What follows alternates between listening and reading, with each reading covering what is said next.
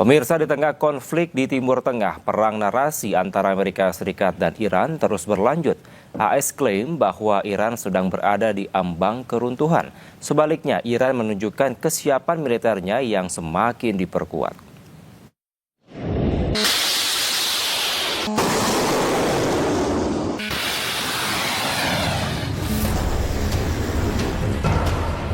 Konflik di Timur Tengah telah berlangsung selama 2 bulan. Di tengah gencatan senjata yang diperpanjang oleh Amerika Serikat, perang narasi antara AS dan Iran terus berlanjut. Presiden AS Donald Trump mengklaim bahwa Iran mengaku rezim mereka sedang berada di ambang keruntuhan. Sehingga Iran meminta Amerika untuk segera berdamai dan membuka Selat Hormuz saat Iran sedang berusaha menyelesaikan masalah kepemimpinan mereka. Sebaliknya, jubir Kementerian Pertahanan Iran, Jenderal Reza Tlaibani, menyatakan sistem keamanan Selat Hormuz akan lebih diperketat. Ia juga memperingatkan setiap serangan terhadap Iran akan mendapatkan balasan serangan militer yang lebih besar dari sebelumnya. Diketahui Selat Hormuz saat ini mengalami ketegangan akibat blokade militer AS dan kendali ketat Iran. Ketegangan tersebut membuat jalur Selat Hormuz sulit untuk dilalui dan mengganggu distribusi energi global. Pemirsa, di ujung tenggat waktu perang, Amerika Serikat justru semakin keras mengancam Iran. Ancaman tersebut muncul setelah Iran menghindar untuk berunding ulang.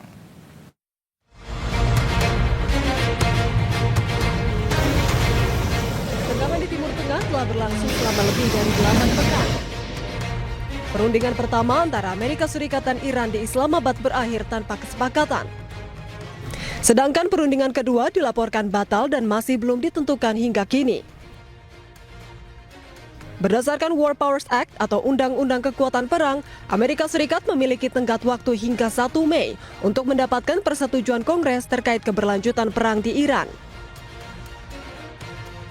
Namun di bawah tekanan tersebut, Amerika Serikat justru semakin keras mengancam Iran. Ancaman tersebut muncul setelah Iran menghindar untuk bernegosiasi ulang. Melalui akun media sosial resmi Social Truth, Presiden AS Donald Trump menyebut Iran tidak bisa menyelesaikan urusan mereka. Juga mengancam Iran dengan mengatakan tidak ada lagi pria baik hati yang memberikan sinyal bahwa Amerika Serikat sudah cukup bersabar. Trump juga mengunggah foto berteknologi AI, dirinya memegang senjata dengan latar belakang sejumlah ledakan. Seolah menunjukkan Amerika akan menyerang Iran jika Iran tidak segera bertindak. Sebelumnya, Trump memutuskan untuk mengirim utusan khusus Witkoff dan Jared Kushner kembali ke Islamabad untuk berunding ulang dengan Iran. Namun kedatangan Menteri Luar Negeri Iran Abbas Araghchi di Islamabad bukan untuk berdialog dengan AS, melainkan untuk pertemuan bilateral dengan Pakistan sebagai negara tetangga.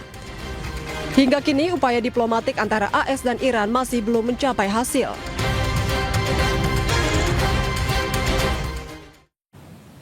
Sementara itu, pemirsa, Amerika Serikat hanya punya tenggat waktu hingga 1 Mei untuk mendapatkan persetujuan Kongres terkait keberlanjutan perang di Timur Tengah.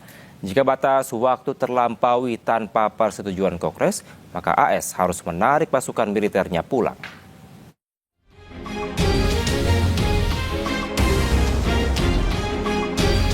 Perang AS Israel dan Iran telah berlangsung sejak 28 Februari. Kini Amerika Serikat terancam mundur dari perang di Timur Tengah. Presiden AS Donald Trump secara resmi memberitahukan operasi militer kepada Kongres AS pada 2 Maret. Sesuai Undang-Undang Kekuatan Perang atau War Powers Act, Amerika hanya punya waktu hingga tanggal 1 Mei untuk mendapatkan persetujuan Kongres terkait keberlanjutan perang AS di Iran. Pengamat hubungan internasional Suzy Sudarman menilai perang Iran harus berhenti dalam 60 hari. Harus berhenti perang maksudnya? Harus berhenti dalam 60 hari mungkin ya. Maksimal 60 hari perkiraan Anda? Ya, kalau tidak dia akan dimarahin Kongres gitu. Oke. Ya. Jika batas waktu tersebut terlampaui tanpa persetujuan Kongres, maka Amerika Serikat harus menarik pasukan militernya kembali. Meski begitu, Amerika bisa melanjutkan perang jika Kongres memberikan perpanjangan selama 30 hari. Sebelumnya, Donald Trump mengumumkan gencatan senjata selama 2 minggu dengan Iran, kemudian memperpanjangnya tanpa menentukan jangka waktu. Perundingan pertama antara AS dan Iran di Islamabad berakhir tanpa kesepakatan, sementara upaya diplomatik terus berlanjut untuk putaran negosiasi baru.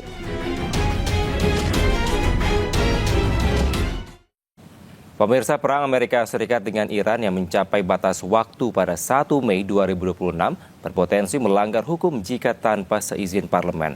Pengamat hubungan internasional dari Universitas Indonesia, Suzy Sudarman, menyebut bahwa Kongres harus bisa yakinkan bahwa AS dalam bahaya jika terus melanjutkan perang. Jadi kalau saya melihat ini sebagai performance saja, performance yang harus dilakukan karena audiens dia adalah yang utama adalah audiens Kongres dan masyarakat Amerika Serikat. Sebagian masyarakat Amerika Serikat sudah jenuh dan sudah terlalu berat memikul harga pupuk, harga bensin, harga makanan dan sebagainya. Padahal janji dari Donald Trump adalah affordability atau kemampuan orang untuk membeli. Sekarang semua runtuh gitu, dan yang terjadi adalah perang yang tidak diberikan hak oleh Kongres untuk menyatakan perang, dan dia lakukan juga. Hanya ada kendala sedikit, yaitu sayangnya War Powers Act itu selalu bisa diveto oleh presiden, dan untuk menanggalkan veto tersebut membutuhkan 2/3 suara. Apakah Kongres bisa mengumpulkan 2/3 suara untuk menolak veto Donald Trump andai kata War Powers Act dicoba diundangkan? Jadi performative act-nya dia sebagai seorang aktor reality TV, kita melihat bahwa staging dari masalah pameran-pameran agar dia dikasihani dan sebagainya kita lihat dalam correspondent dinners ya. Kita belum tahu apakah permainan penembakan itu adalah upaya untuk meningkatkan opini publiknya yang jatuh ke bawah ya. Jadi sekarang yang diupayakan adalah meyakinkan bahwa Donald Trump dalam bahaya dan harus punya ballroom yang akan melindungi dia, itu minta uang lagi dari rakyat, lalu meningkatkan spending untuk Department of War. Ya, jadi di sini ada sandiwara-sandiwara yang memang baik untuk dilakukan oleh seorang aktor. Aktor itu aktor reality TV. Apakah masyarakat Amerika ini bisa diyakinkan dalam situasi serba mahal? Itu adalah jawaban yang harus dijawab oleh representasi mereka. Tapi karena representasi mereka di Kongres adalah kebanyakan orang-orang yang menerima sumbangan dari AIPAC, tentunya simpati yang besar ada di pihak melindungi Israel. Nah, di sini kuncinya.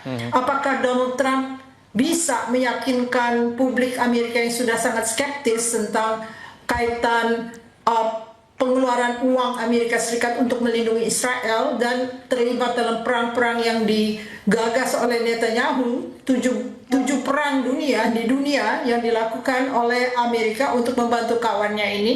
Kita sekarang masih dalam pertanyaan besar karena sebetulnya Amerika selalu ingin menang. Itu adalah kulturnya. Kulturnya tidak memungkinkan seorang presiden itu kelihatan kalah. Jadi seorang aktor dari reality TV yang sebetulnya Donald Trump itu seperti Reagan, hanya kalau yang ini lebih kejam, lebih kejam dan lebih keji. Jadi kalau kita lihat dia sedang memainkan performance di kalangan audiens Amerika, apakah bisa meyakinkan dengan adanya penembakan terhadap dia, ancaman kehidupannya dan sebagainya, untuk bisa mengatasi suara opini rakyat yang sangat tidak mendukung Donald Trump. Ini dalam arti kata, ya, Trump sedang memainkan seolah menjadi playing victim gitu ya, Bu ya? Playing victim melalui performance, dan dia bisa melakukan itu karena dia sangat ahli berbohong ya.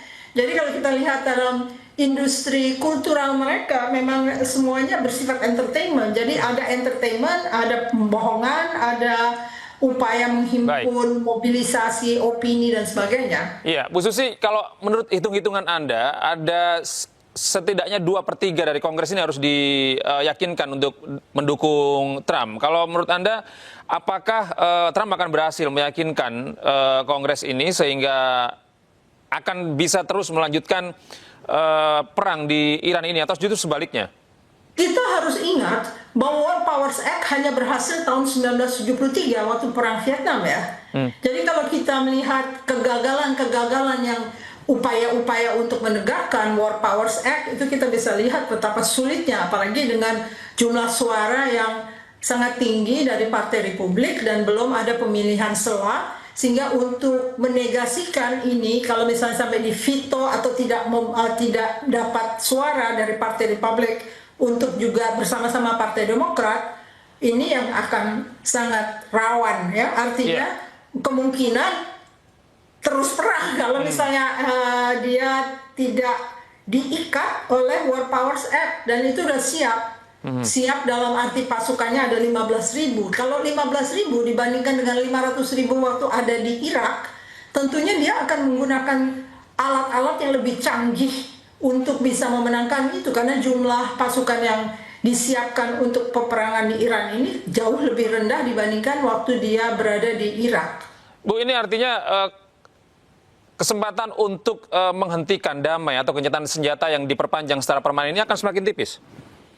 Kita membutuhkan mukjizat. Mungkin Paus bisa mendorong kalangan Katolik di kalangan kongresmen dan senator untuk bisa mengutamakan perdamaian dunia. Nah, ini kan kita hanya memperkirakan bahwa Paus punya pengaruh besar ya, tetapi kan banyak juga kongresmen itu beragama Katolik ya. Kalau misalnya mereka memang benar-benar teguh kepada agamanya, tentu akan berbeda hasilnya, karena ini masalah dunia yang sudah porak-poranda. Artinya perdagangan juga tidak bisa berjalan karena apa yang dilakukan oleh Donald Trump, dan tidak ada exit strategi, tidak ada strategi yang bisa ditunjukkan kepada audiens Amerika bahwa ini ada exit strateginya nanti. Jadi kita nggak tahu kenapa dia melakukan perang ini, kecuali apa yang diinginkan oleh Netanyahu, sehingga semua bertanya-tanya. Hanya masalahnya mereka semua takut Partai. Pemirsa, Wakil Menteri Pertahanan Iran Reza Talenik bertemu Menteri Pertahanan Rusia Andrei Belosov di Kirgistan. Dalam kunjungannya, Iran mendapatkan dukungan dari Rusia untuk menyelesaikan konflik di Timur Tengah.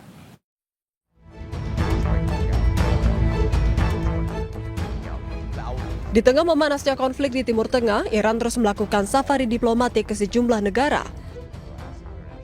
Kunjungan tersebut untuk mencari solusi keamanan di Selat Hormuz dan kawasan Timur Tengah.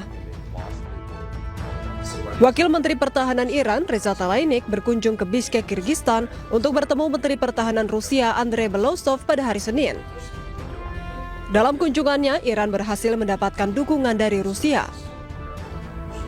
Belosov mengatakan agar penyelesaian konflik dilakukan melalui jalur diplomatik dan Rusia akan membantu untuk mencapai perdamaian.